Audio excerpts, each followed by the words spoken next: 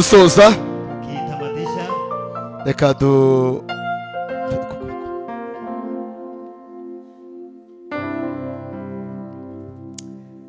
indahiro nsoza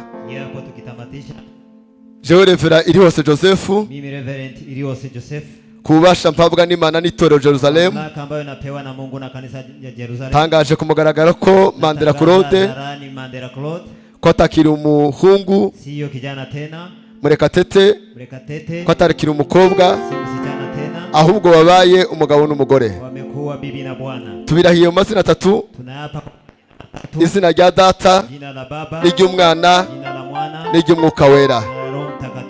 Amen. Amen. Dukomere Imana amashyi menshi cyane. Dusoza tamatisha Mandela guhera ubu uyu munsi kuanzia leo hii uri umugabo wa Murekatete. Wewe ni bwana wa Murekatete. Murekatete wewe uyu munsi kuanzia leo uri umudamu wa Mandela. Bibi ya Mandela. Tubifurije urugo rwiza. Nawatakia familia nzuri. Yesu abahe umugisha. Barikiwe.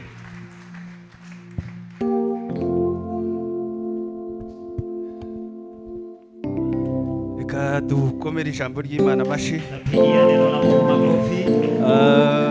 Arakoze cyane mushumba. Asante sana kiongozi ku nama nziza atanze, kwa shauri mzuri ambayo amepeana. Alliance irahari? Alliance nadhani wako barahari, wako batambuke baririmbe, wanaweza pita mbele watoe wimbo moja, dutanga amaturo, tukitoa sadaka twese sisi sote. Mwihute cyangwa niba mudahari mubwire. Tafadhali.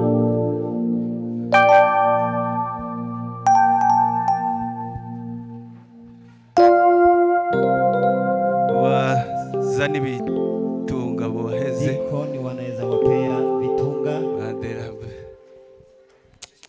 turirimba wakiendelea kuimba, tanga amaturo na tukitoa sadaka.